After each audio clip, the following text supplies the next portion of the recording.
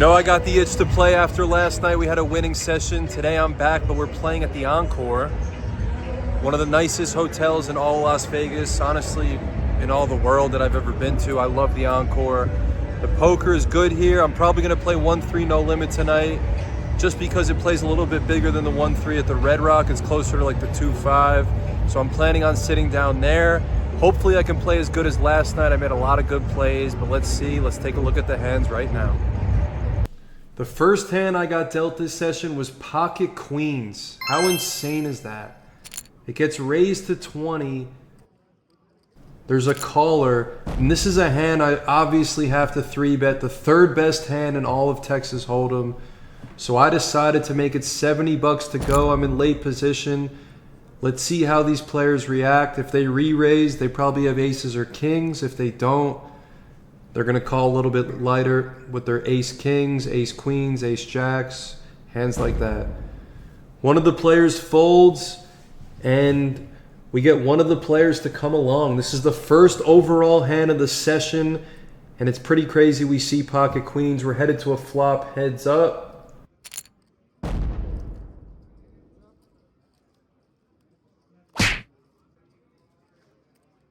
The dealer puts out a board of ace, ace, 8 with 2 clubs. My opponent checks. I decide to go pretty small here. I make it 50 bucks. If he raises me, you pretty much know he has an ace. But if he doesn't raise me, I'm probably in the lead. And he instantly goes all in when I make it 50 for 315 total, 265 more. With pocket queens, I don't think I can call here. This is a rec player. So he's pretty much, like, you could tell he's excited. So I think he has an ace. I end up making the fold, and he shows his cards. He called me pre-flop on a 3-bet with ace-jack offsuit. My opponent takes down the pot. He outplayed me there. He also outran me. And we move on to hand number 2 of the session. The second hand I decided to play was 5-6 of spades. I'm in middle position. This is a hand that I usually like to raise with because it's pretty sneaky.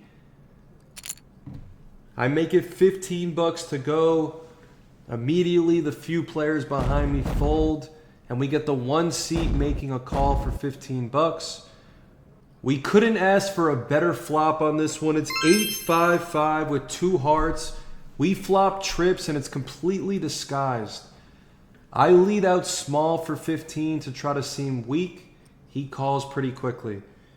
The dealer puts out the turn card, the deuce of clubs. That now makes a second flush draw on the board. So I want to make him pay to see the river card. I bet $75 on the turn. He doesn't think for long. He folds his cards. I take down the pot, and we move to hand number 3. We look down at king 5 of spades on the button. Under the gun, raises it up. It's a straddle pot for 6 bucks, and I'll make the call with king 5 on the button in position. The straddle decides to raise it up to 40 bucks to go, which is pretty strong. Usually when they make a raise like this, you put them on like 10s, jacks, queens, something like that. Everyone folds and it gets around to me, and I decide to take a stab at it for 40 bucks. See if we could catch something on the flop. The flop comes out, ace of spades, ace of clubs, deuce of hearts.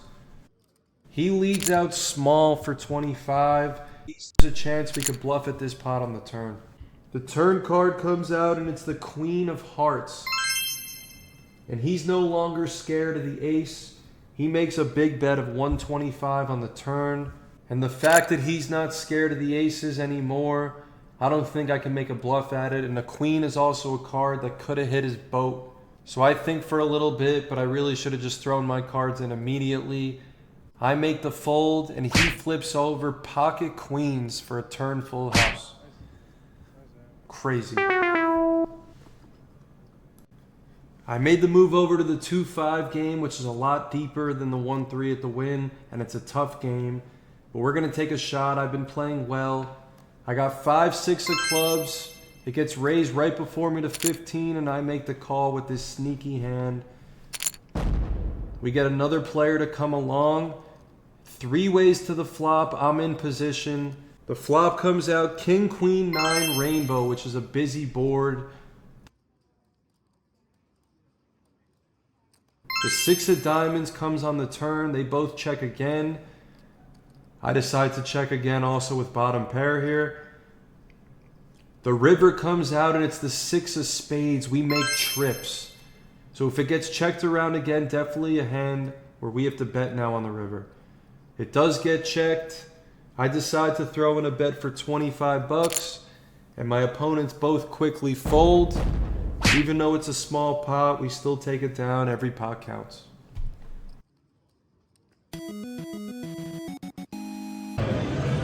I was playing 1-3, but I decided to bump it up and play 2-5 after the win last night. And also I feel like I'm playing better poker, so I decided to take a seat at the 2-5. At first it was a little overwhelming, but now I settled it in a little bit. I'm more comfortable. I played a few hands so far, and I'm excited to play a little bit bigger. It plays a lot bigger than 2-5 at the Red Rock. It's about 50% bigger. The max buy-in is 1,500 here instead of 1,000. But I'm comfortable now playing good poker. Let's see what happens in the second half of the session. We look down at Queen 10 of spades, which is a really nice hand. We're 1 away from the button. It gets raised up to 15. I call. The small blind then 3 bets it up to 70. And because the other player who initially raised calls, I also make the call. We're headed to the flop 3 ways, and I like Queen 10 of spades. It's a sneaky, nice hand. The dealer puts out the flop, and it's Queen 3-9 with 2 hearts.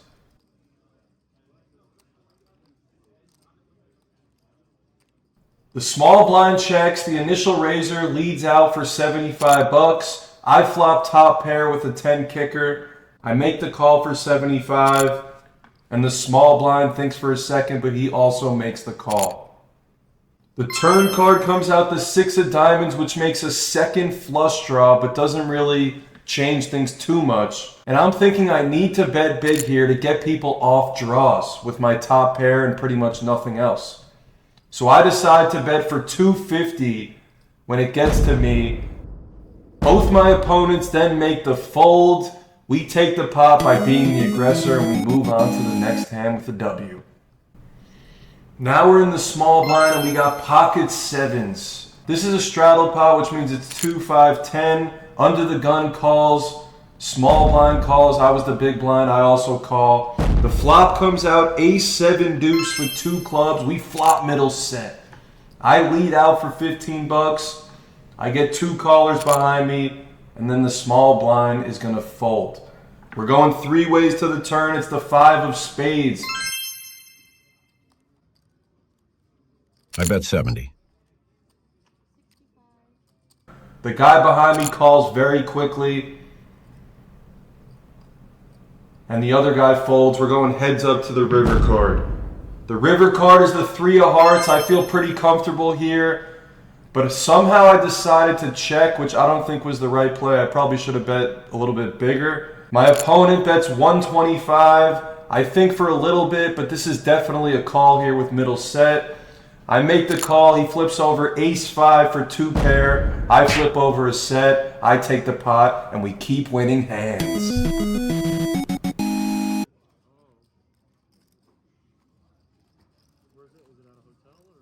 We're back on the button, and now we have King 8 of hearts. This isn't a hand I would normally play unless I was on the button, but we do have position here, so it's time to throw in a raise. Not many players have called so far. I make it 25. We get 2 callers coming into the hand. I'm in position, obviously. We head to a flop. The dealer puts out the flop. It's Jack of spades, 3 of diamonds, 4 of diamonds. Probably a flop that nobody's really connecting with unless they have a flush draw or a jack. It gets checked to me. I bet small to try to get him out of the pot. 35 bucks on the flop. I get 1 caller and I get 2 callers. They both come along, which was weird. The turn card is the king of clubs, which makes me top pair on the turn. It gets checked to me on the turn, and I think my hand is still good at this point. So I bet for 115 on the turn to try and just end it here.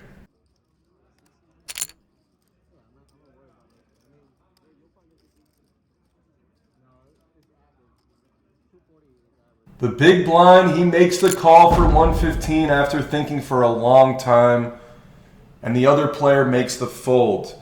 We head to the river. The river is the queen of hearts. I still have top pair. I'm probably still good unless he is a jack queen, jack king type hand, but I doubt it because he took so long to call on the turn. So he's going to take the loss here. We win the pot, and we move on. I'm in the hijack position now, and I have ace-king offsuit, one of the best hands in no limit. Under the gun +2 raises it up to 15, and ace-king is definitely a hand you got to 3-bet it with. I make it $65 to play. The button calls right behind me, so I'm not in position even though I'm in the hijack. And the initial raiser also makes the call. We're going 3 ways to the flop. There's about 193. There's about 197 in the middle of this pot. We're looking at Queen Jack 9 Rainbow, which is a terrible flop for me. I pretty much flop a gut shot and 2 overcards. The initial raiser pre-flop checks. There's no way I can continue after 3-betting here because putting more money in this hand is just losing money. So I also make the check. The button bets for 150. The initial raiser folds, I think, for a second, but I don't think I can continue. I make the fold as well. And my opponent flipped over ace-queen. I had him crush pre-flop, and I still lose the pot.